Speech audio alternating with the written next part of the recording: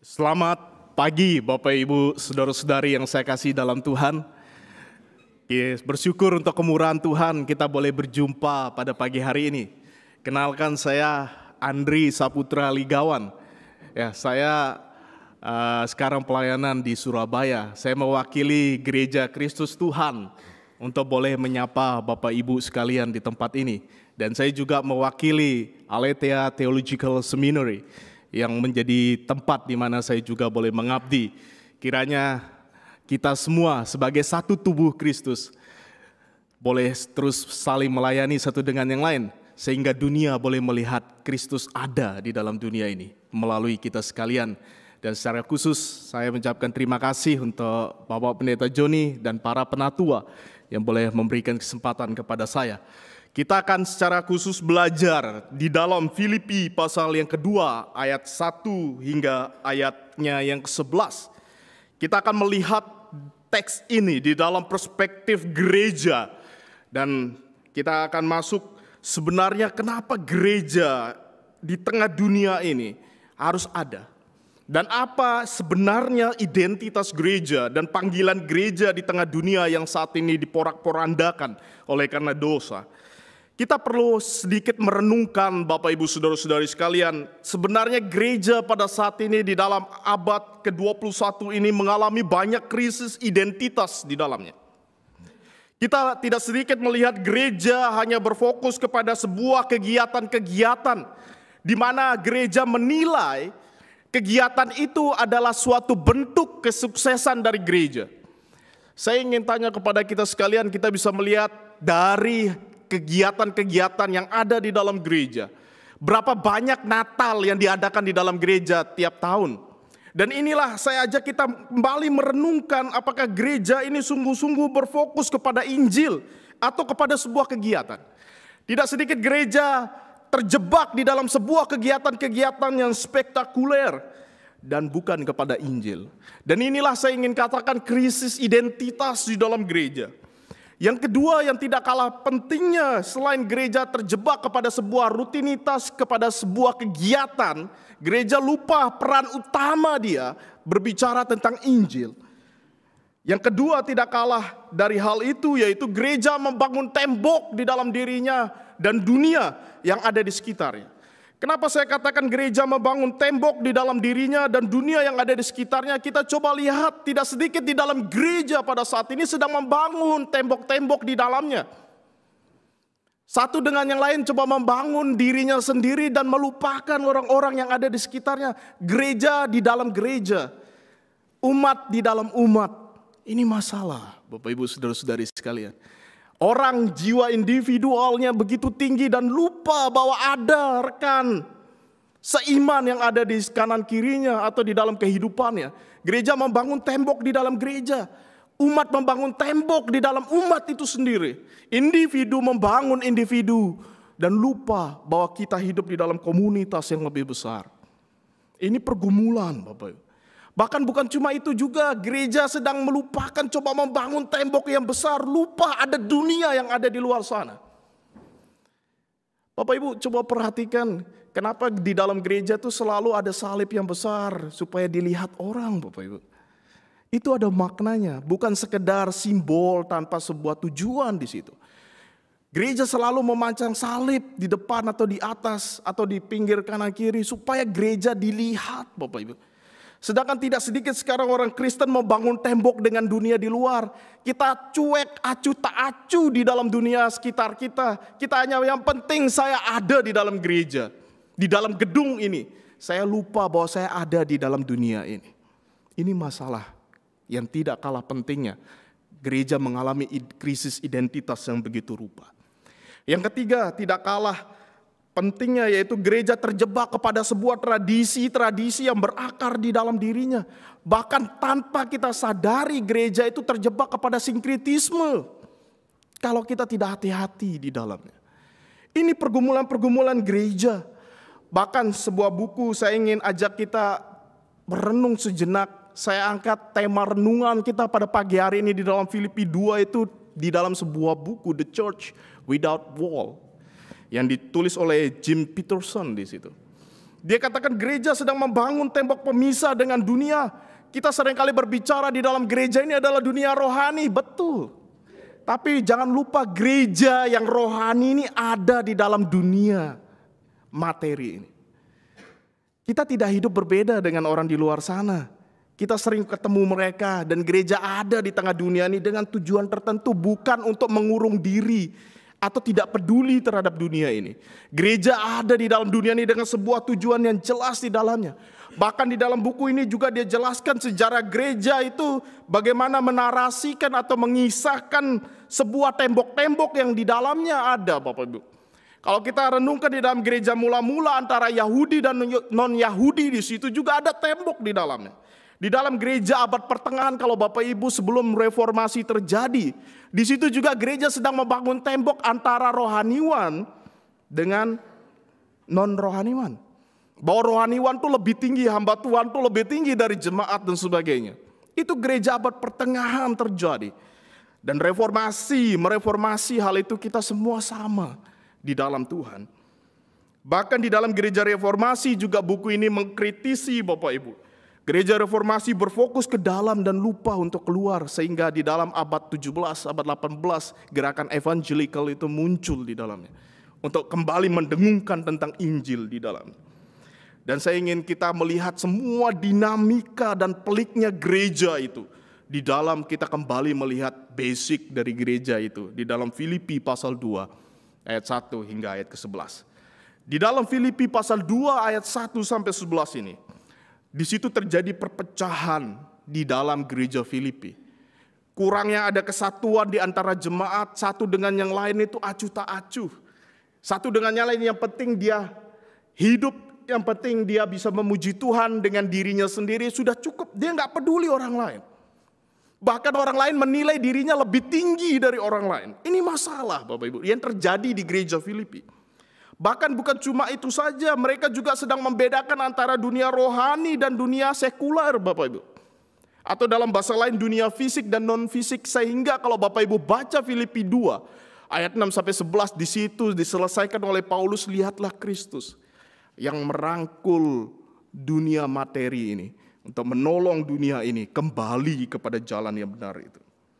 Oleh karena itu saya akan ajak kita secara cepat untuk merenungkan dua hal di dalam Filipi 2 ayat 1 sampai 11. Yang pertama dasar gereja, yang kedua panggilan gereja. Ayat 5 sampai 11 itu menjadi teks kunci pembuka dari Filipi 2. Biasanya orang baca ayat 1 dulu sampai ayat 11 ya Bapak Ibu, baca dari awal ya. Ini saya ajak kita baca kebalik. Dari bawah dulu baru ke atas. Karena itu ada maksud di dalam Filipi 2, dasarnya itu ada di dalam ayat 5 sampai 11. Dan ayat 1 sampai 4 itu bisa terwujud ketika ayat 5 sampai 11 itu ada.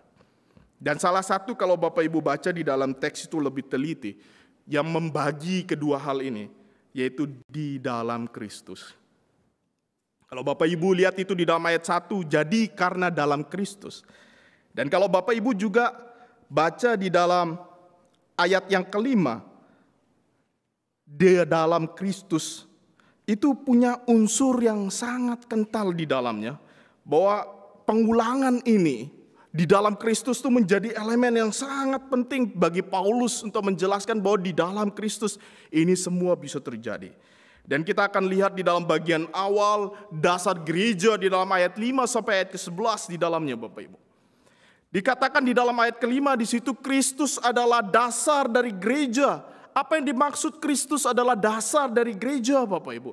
Inilah yang ingin dikatakan di dalam kekristenan, kesatuan dengan Kristus atau union with Christ itu menjadi basic di dalam setiap individu yang ada di dalam gereja.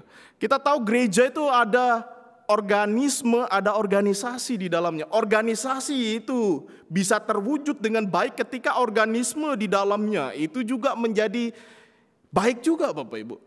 Jadi organisasi gereja itu bisa baik secara gedung, secara sinodal dan sebagainya ketika individu-individunya juga baik. Dan dikatakan di dalam ayat kelima itu bisa terwujud ketika kita di dalam Kristus Bapak Ibu. Apa maksudnya kita di dalam Kristus? Kalau kita lihat di dalam pembacaan dalam surat Paulus di dalam kepada Filipi ini Bapak Ibu, ayat kelima dikatakan di sana Hendaklah kamu dalam hidupmu bersama menaruh pikiran dan perasaan di dalam Kristus Yesus. Yang berarti Bapak Ibu, di dalam ayat kelima ini, kita diajak kembali untuk melihat diri kita, sudahkah kita memiliki relasi dengan Kristus itu.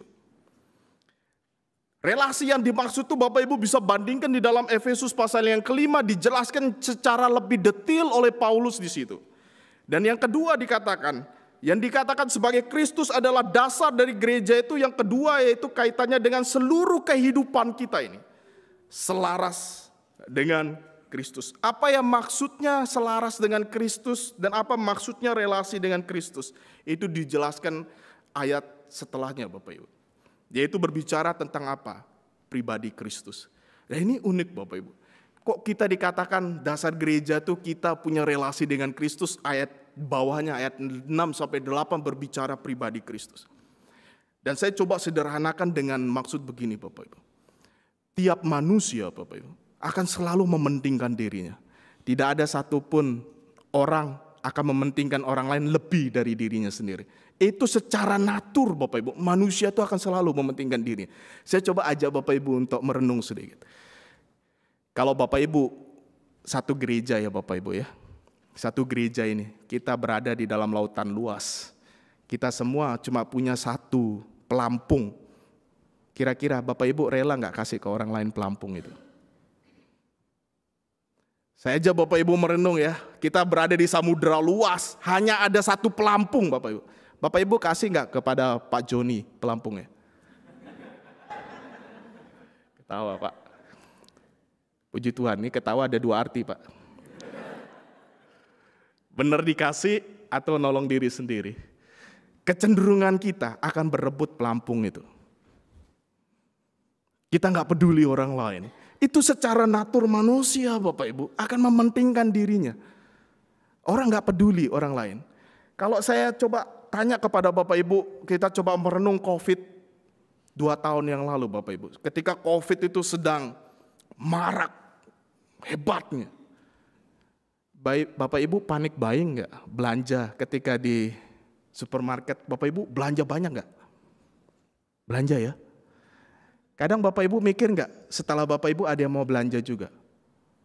Kalau ada roti di situ Bapak Ibu habiskan 5 roti itu. Nggak peduli yang di belakang Bapak Ibu bisa beli roti apa tidak. Itu manusia Bapak Ibu. Sehingga manusia jangan heran kalau jiwa individualnya itu sangat tinggi. Apalagi ketika rusak oleh karena dosa Bapak Ibu. Bahkan kalau kita renungkan sungguh-sungguh manusia itu sebenarnya tidak jiwa individual Bapak Ibu. Kenapa saya katakan demikian? Allah kita pun bukan Allah yang individual Bapak Ibu.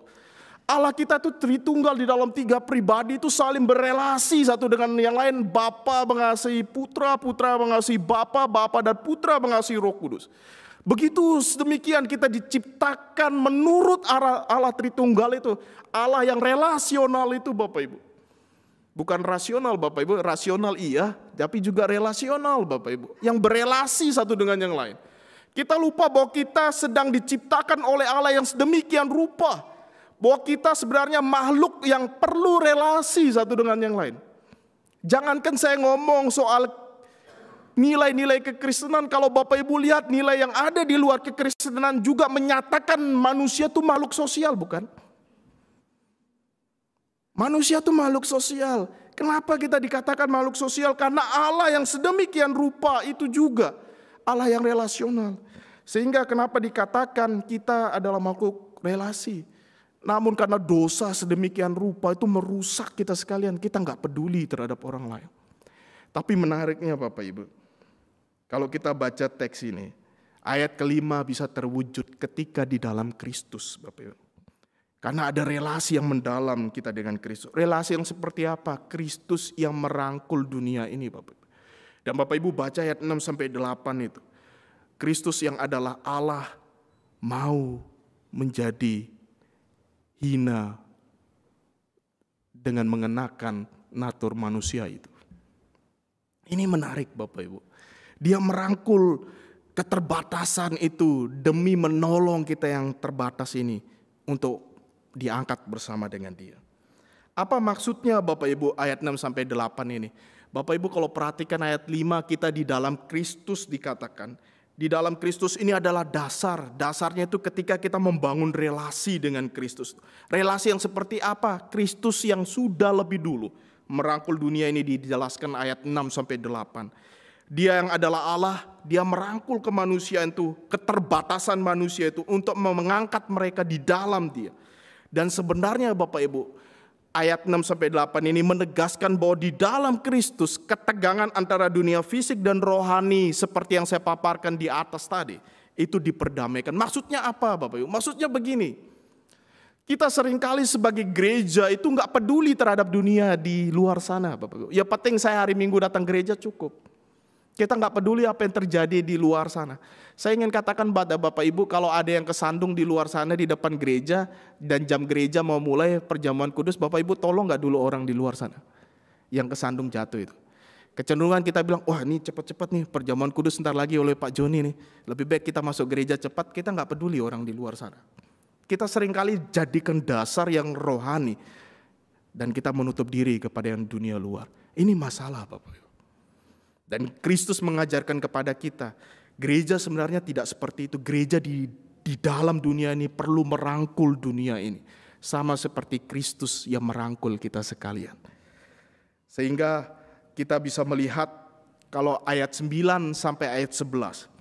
Bagaimana karya Kristus di sana Bapak Ibu. Dia merendahkan dirinya untuk meninggikan kita manusia yang berdosa. Maksudnya apa? Ini yang unik Bapak Ibu dalam kekristenan itu. Kekristenan itu menjadi sesuatu yang berbeda dengan dunia ini, bukan berarti kita menjauhi dunia ini. Tapi kita membawa nilai itu ke dalam dunia ini. Nilai kekristenan itu menjadi indah karena begini, terjadi paradoks di situ Bapak Ibu. Paradoksnya itu berbicara seolah-olah ini nggak masuk akal, seolah-olah ini bertentangan. Bagaimana yang rendah bisa jadi tinggi Bapak Ibu. Tapi itu dilakukan Kristus supaya apa? Kita di dalam dia, kita ditinggikan bersama dengan dia. Kita yang hina ini Bapak Ibu.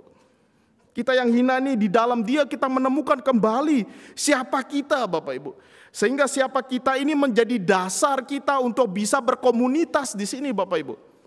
Sehingga kalau Bapak Ibu satu dengan yang lain melihat diri kita dengan orang lain, kita ini sama Bapak Ibu. Kita nggak ada berbeda. Kita juga dengan dunia ini kita sama-sama orang berdosa. Cuma bedanya kita dikasihi oleh Tuhan Bapak Ibu. Dan mereka membutuhkan kasih Tuhan. Dan kita perlu untuk merangkul mereka. Oleh karena itu Bapak Ibu saya ajak kita renungkan di dalam bagian yang pertama ini. Apakah kita sudah menjadikan Kristus itu dasar dari kehidupan kita? Apakah kita sudah membuka tembok kita dengan dunia ini? Mereka membutuhkan kasih Kristus. Mereka harus melihat Kristus yang luar biasa berkarya itu melalui hidup kita. Apakah kita berani meninggalkan zona nyaman kita Bapak Ibu? Gereja ini zona nyaman kita Bapak Ibu. Tapi dunia luar itu membutuhkan kasih Kristus. Apakah kita mau berangkat keluar untuk menjangkau mereka, meninggalkan segala ego kita, meninggalkan segala kenyamanan kita di dalam gereja ini untuk merangkul mereka sekalian. Bagian kedua saya ajak kita sekalian, selain melihat Kristus itu dasar, Kristus yang merangkul dunia, agar kita dipanggil juga untuk merangkul dunia yang ada saat ini. Kita bisa merangkul dunia ini ketika kita ada di dalam Kristus Bapak Ibu. Kita merasa diri kita sudah diterima oleh Kristus, oleh karena itu kita merangkul dunia ini. Tanpa kita melihat diri kita di dalam Kristus, enggak mungkin kita merangkul dunia ini. Dan itu dijelaskan ayat 6-8 bagaimana Kristus merangkul dunia ini. Dia yang adalah Allah mau menjadi manusia untuk mengangkat kita yang hina bersama dengan dia kita ditinggikan. Itu yang dimaksud poin yang pertama. Poin yang kedua, saya ingin ajak kita melihat di dalam ayat 1 sampai yang keempat. Dan ini penting untuk saya tekankan lebih banyak Bapak Ibu. Panggilan gereja itu apa Bapak Ibu? Panggilan gereja itu kalau kita lihat di dalam bagian yang pertama, yaitu panggilan kesatuan Bapak Ibu. Maksudnya apa Bapak Ibu? Panggilan kesatuan ini berbicara ayat 1 sampai ke 2 kalau Bapak Ibu perhatikan di situ. Kasih ini menyatukan keberagaman umat Allah Bapak Ibu. Kita seringkali berpikir begini Bapak Ibu. Kita bisa jadi satu di dalam gereja karena kita punya kesamaan. Benar nggak Bapak Ibu? Kalau saya kasih tips ya Bapak Ibu, saya pernah research. gereja Hillsong itu bisa besar. Bapak Ibu tahu apa yang dilakukan? Dia cari kumpulkan orang itu yang suka sama-sama hobinya, Bapak Ibu. Jadi sama-sama satu hobi digabung, satu hobi gabung, satu hobi gabung. Itu yang mereka lakukan. Saya pernah coba research hal itu. Tapi apakah kesatuan itu berbicara karena kita ini sama-sama suka sesuatu, Bapak Ibu? Apakah kesukaan terhadap sesuatu itu sifatnya kekal, Bapak Ibu? Enggak. Bapak Ibu saya tanya ya, ada yang sudah nikah 30 tahun di sini? Oh belum ada. 50 tahun ada? 10 tahun ada? Ya saya tanya yang 20 tahun ke atas lah, 10 tahun ke atas lah Bapak Ibu. Yang suami istri 10 tahun ke atas. Saya tanya kepada Bapak Ibu masih sama cintanya ketika Bapak Ibu menyatakan cinta pertama kali?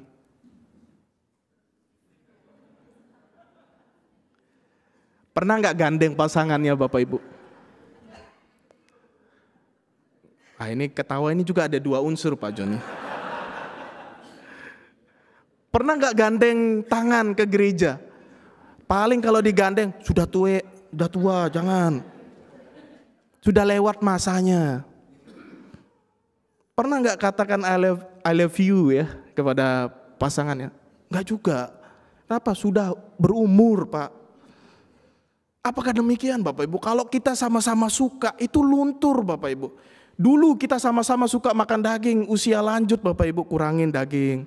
Nggak baik, kurangin lemak, kurangin gula. Apakah bisa dikatakan sama-sama suka? Dulu sama-sama suka badminton, satu cedera kakinya nggak bisa main badminton. Apakah karena sama-sama suka Bapak Ibu? Enggak Bapak Ibu. Jelas teks ini jelaskan, bukan karena sama-sama suka terhadap sesuatu. Kasih itu menyatukan bukan karena kita ini sama, melainkan kita ini berbeda dijadikan satu atas dasar kasih. Dan kasih yang sama kita diminta untuk bawa ke dalam dunia ini. Kasih yang seperti apa Bapak Ibu? Kasih yang kalau Bapak Ibu baca ayat 3 sampai ayat keempat di dalam teks itu, di situ dijelaskan ketika satu dengan lain tidak mementingkan dirinya sendiri. Kasih itu bukan sesuatu yang sifatnya eksklusif untuk diri.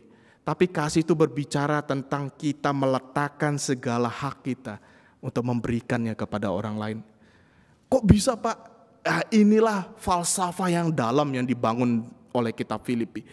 Perhatikan dengan seksama Bapak Ibu. Saya coba terangkan sederhana mungkin dan secepat mungkin untuk menghemat waktu kita.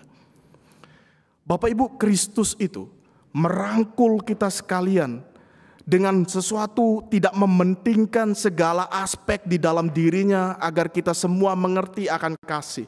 Formula kasih yang diberikan, dinyatakan oleh Kristus itu seperti ini Bapak Ibu. Kasih itu berbicara tentang pengorbanan Bapak Ibu. Dan pengorbanan itu berbicara tentang sebuah penerimaan di situ. Jadi ketika kita mengasihi orang lain, berarti kita siap mengorbankan diri kita dan menerima mereka apa adanya Bapak Ibu. Sebagaimana Kristus dijelaskan ayat 6 sampai ayat 11 tadi. Dia meletakkan segala hal keilahiannya, sifat-sifat keilahiannya. Untuk merangkul itu bukan menanggalkan natur ilahinya. Tapi menanggalkan hak-hak istimewa di dalam keilahian itu. Untuk merangkul yang jasmani itu, untuk mengangkat kita. Bukan meninggalkan keilahiannya sekali lagi. Tapi melepaskan hak-hak di dalam keilahiannya untuk merangkul yang jasmani itu bersama dengan dia. Bukan sekali lagi meninggalkan natur ilahinya. Natur ilahinya tetap ada, tapi segala hak itu dilepaskan untuk merangkul kita. Dan demikian kita bisa menjadi satu di dalam ayat 1 sampai 4. Secara khusus ayat 3 sampai 4 itu bisa terjadi. Karena kita di dalam Kristus. Dan Kristus melakukan hal itu. Berbicara tentang apa sih Kristus itu? Berbicara tentang sebuah pengorbanan Bapak. Pengorbanan untuk menerima seseorang. Dan saya ingin sederhanakan begini Bapak. Bapak Ibu bisa mengasihi orang lain. Ketika Bapak Ibu berkata saya mengasihi engkau. Berarti Bapak Ibu siap untuk berkorban demi orang itu.